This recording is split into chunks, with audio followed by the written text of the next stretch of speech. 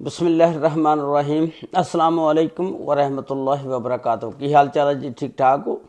उम्मीद है अल्लाह ताला के हुक्म दे नाल इंशाअल्लाह तुसीं सारे ठीक ठाक होवोगे।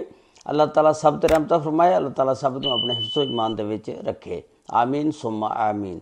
अज दे व्लॉग दे विच मैं तुहानूं एक दुखिया मान दा अफसोसनाक वाक़या कि जिहदा नौजवान बेटा जिहदी हजे सिर्फ 18 साल उम्र सी ते उन्हें 2 दिन बाद 14 तारीख नूं शादी का सेहरा जिहड़ा सी बनना सी, कुल्ला पाउणा सी, ते लेकिन उन्होंने नसीब ना होया।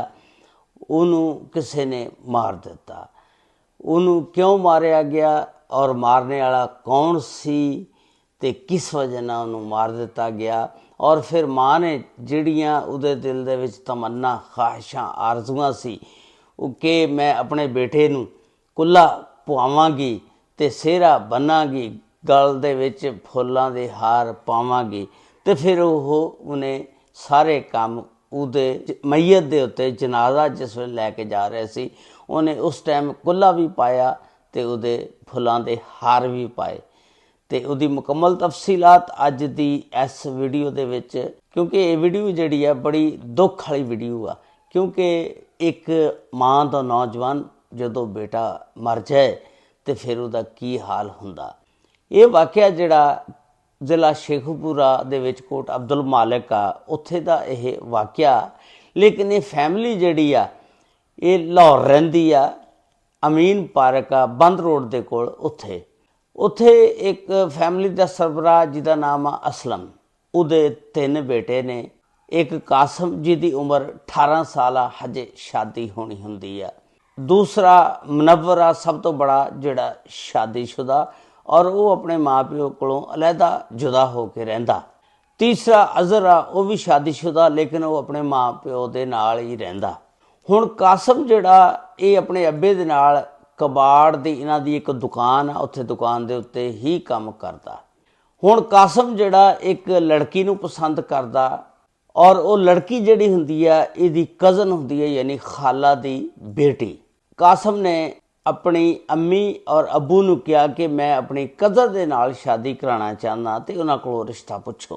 खैर रिश्ता पुछण जांदे ने जिस वेले, ते वो बिल्कुल हंसी खुशी, कोई उन्होंने इनकार नहीं की, इस रिश्ते नूं कबूल कर लैंदे ने।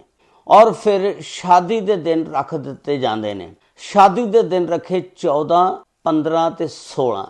14 नूं मेहंदी जुम्मे वाले दिन, 15 नूं जिहड़ा ओह बरात, ते 16 नूं वलीमा।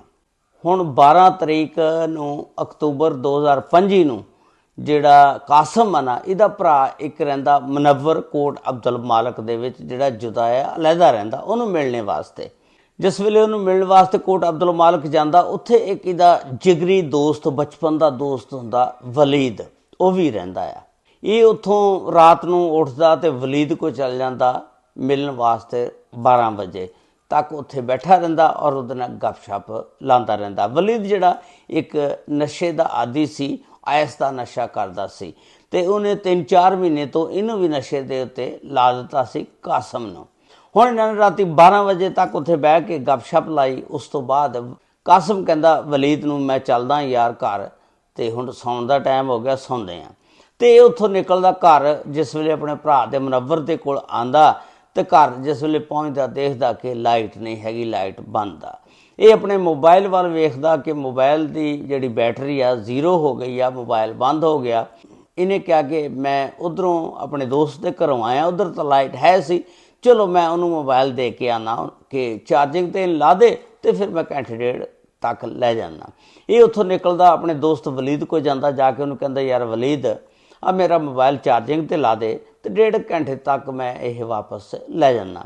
ये मोबाइल उन्होंने दे आउंदा चार्जिंग ते लाने वास्ते, ते आप वापस घर आ जांदा।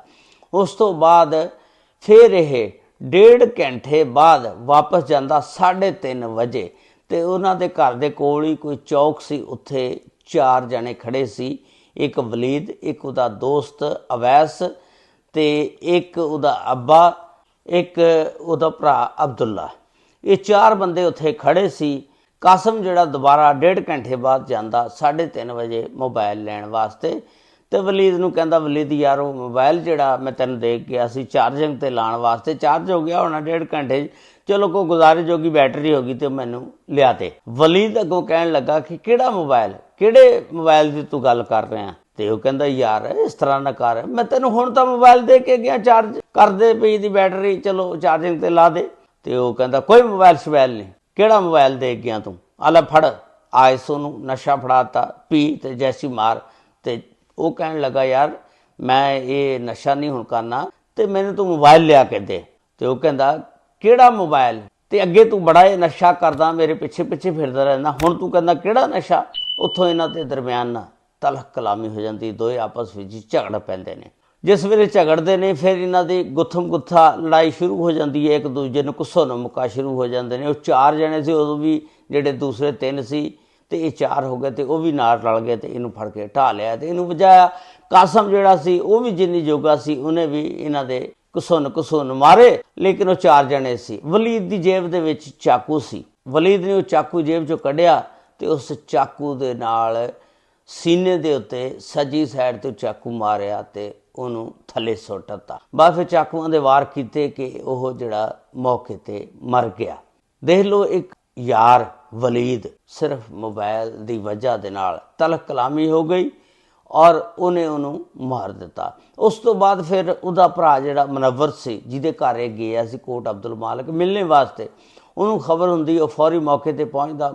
ਫਿਰ 15 ਨੂੰ ਕਾਲ ਹੁੰਦੀ ਆ ਤੇ ਫਿਰ ਮੌਕੇ ਤੇ ਪੁਲਿਸ ਜਿਹੜੀ ਆ ਥਾਣਾ ਕੋਟ ਅਬਦੁਲ ਮਾਲਿਕ ਦੀ SHO ਸਮੇਤ ਗਜ਼ਨਫਰ ਭੱਟੀ ਸਾਹਿਬ ਨੇ ਮੌਕੇ ਤੇ ਪਹੁੰਚ ਜਾਂਦੇ ਨੇ ਔਰ ਉਹਦੀ ਫਿਰ ਲਾਸ਼ ਜਿਹੜੀ ਹੈ ਚੁੱਕਦੇ ਨੇ, ਪੋਸਟਮਾਰਟਮ ਲਈ ਹਸਪਤਾਲ ਲੈ ਜਾਂਦੇ ਨੇ।